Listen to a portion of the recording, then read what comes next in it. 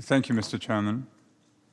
Since this crisis began 7 years ago with the torture of children in Dar'a, the use of lethal force against peaceful demonstrations that began soon thereafter, the snipers, the shabiha, their crimes and those of the government, including the killing and mutilation of 13-year-old Hamza al-Khatib, and later the emergence of radical extremists and terrorist groups, the Syrian conflict has been characterized by its absolute disregard for even the most minimal standards of principle and law.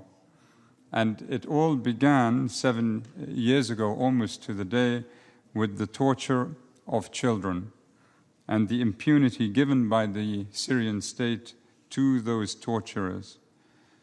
The emergence and spread of the cruelest of terrorist groups took place on soil that was already being soaked in blood. Week after week, year after year, our humanitarian colleagues and my staff have issued urgent reports of severe violations of human rights, most recently in Eastern Ghouta.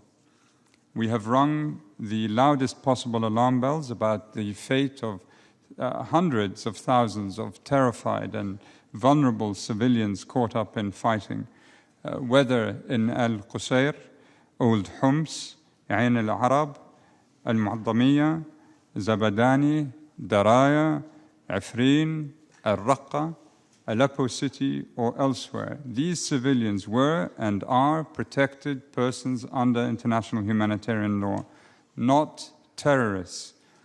It's worth recalling that multiple parties to this conflict claim to justify their military offensives based on their struggle against terrorism. Indeed, never before have the campaigns against terrorism been used more often to justify the unchecked and unconscionable use of force against civilians than in the last few months in Syria.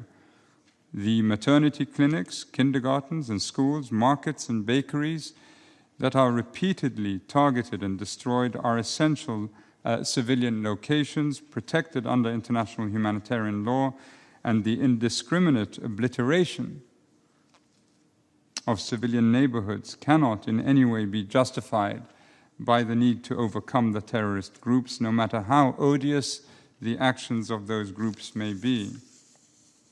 To push back terrorism, one must refrain from adopting the unprincipled and vicious attacks on innocent people that are the very marker, the very distinguishing feature of the violent extremist groups themselves.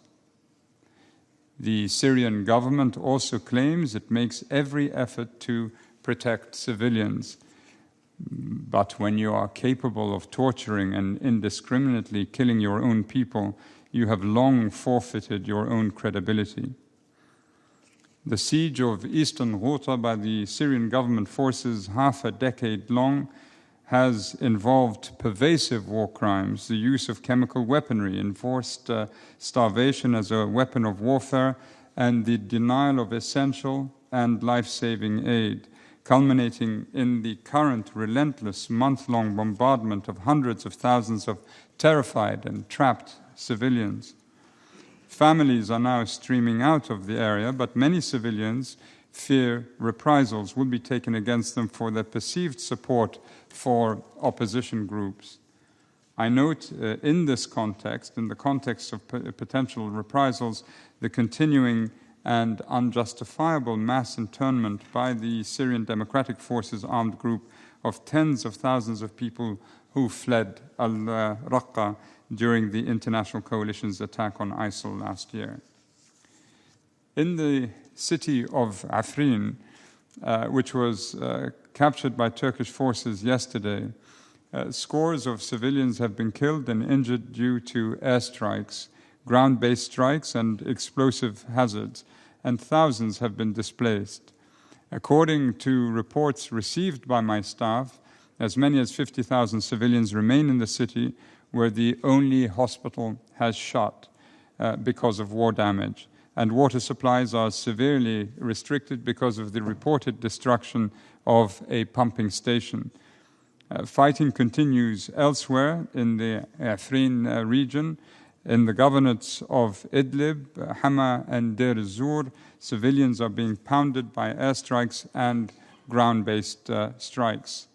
Civilians living in residential areas of government-held Damascus continue to be hit, and in Dar'a governorate, renewed attacks have recently struck residential areas after months of relative calm.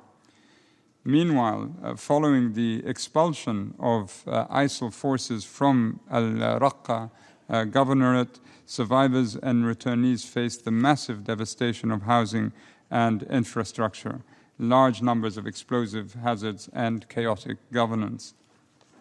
As I noted at the outset, unlawful methods of warfare have been used by all parties to this conflict, inflicting enormous harm on civilians. Government forces, militia, armed groups, and terrorist organizations have routinely denied the delivery of essential humanitarian assistance and have attacked protected civilian sites such as healthcare centers, leading to countless preventable deaths. In 2017, one health facility was attacked every 3 days.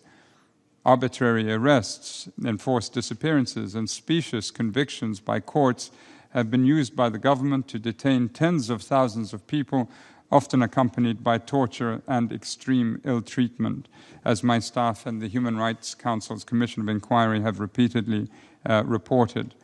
Last week, the Commission released a shocking report detailing the use of rapes and other acts of sexual violence, including mutilation by government forces and associated militias during house raids, at checkpoints, and during detention.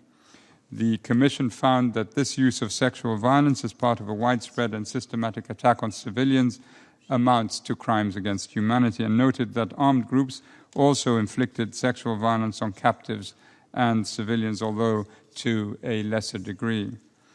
Extremist terrorist groups have also forced women into sexual slavery and perpetrated other grave abuses, and armed groups have detained civilians for use as hostages, often in conditions of extreme ill treatment. Moreover, whether in areas controlled by the government or by armed groups, numerous human rights defenders who have bravely given voice to the needs of the people and who have sought to document the merciless and relentless violations of people's rights, have been detained, tortured, or ill-treated, maimed, or killed. There is a high human cost for the information that is received by the Security Council, including in the monthly Secretary General's reports. The Security Council has not lived up to the sacrifice of these heroes throughout Syria. It has not taken decisive action to defend human rights and prevent further loss of life, despite the absolutely shameful conduct that has marked this conflict from the outset. And this failure is deeply consequential. The Syrian conflict and the impunity that characterizes it is breaking our world.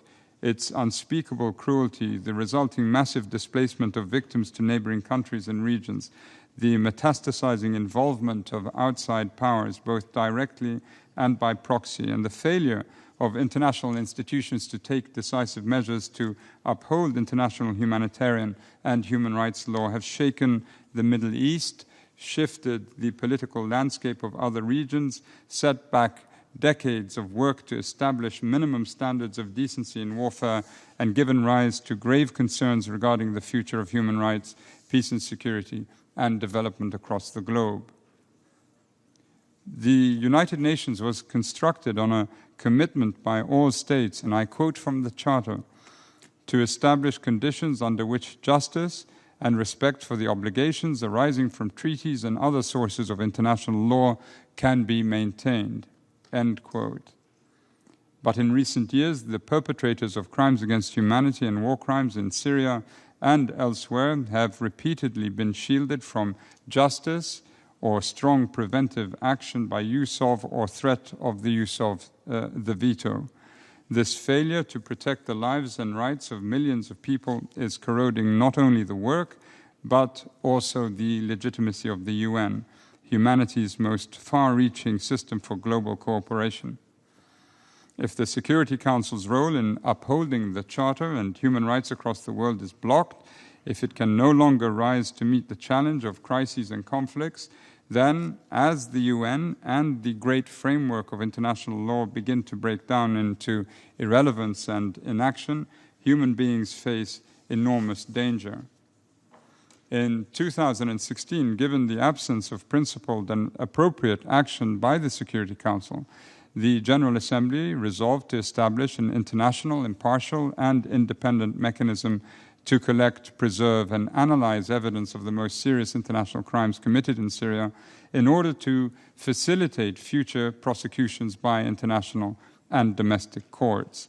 My office has given priority to assisting the establishment of the IIIM. Moreover, in addition to the rigorous monitoring and reporting work of my own staff, which is conducted remotely because we are refused access to Syria, we will continue to support the complementary efforts of the Human Rights Council's Commission of Inquiry. Those who have perpetrated and are still perpetrating these mind-numbing crimes in Syria must be made to answer before a properly constituted court of law. This must be assured and made non-negotiable for the victims, to uphold the legitimacy of the UN, including the Security Council, to deter and prevent future violations, and to advance the pursuit of human rights without fear or favor around the world. There has never been a truth commission created in the Middle East if we exclude North Africa, or an international war crimes tribunal. Are its people somehow not worthy of justice and the acknowledgement of the truth when it comes to severe violations of their rights? Mr. Chairman, decisive, effective, actionable, and unanimous decisions by the Security Council can yet have real impact on the situation in Syria and help to restore confidence in international order. I once again urge that the violations which have taken place be referred to the International Criminal Court. I again ask the permanent members of the Security Council to agree to refrain from the use of or threat of the use of the veto in cases where strong evidence suggests war crimes and crimes against humanity have taken place.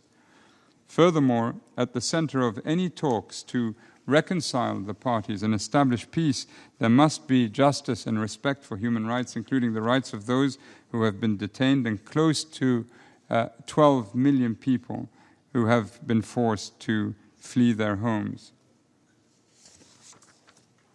No settlement which shields the perpetrators from prosecution is worth discussing, simply because such a settlement would be utterly empty. For peace in Syria to be meaningful and lasting, a guarantee of justice for the Syrian people must be assured. I thank you, Mr. Chair.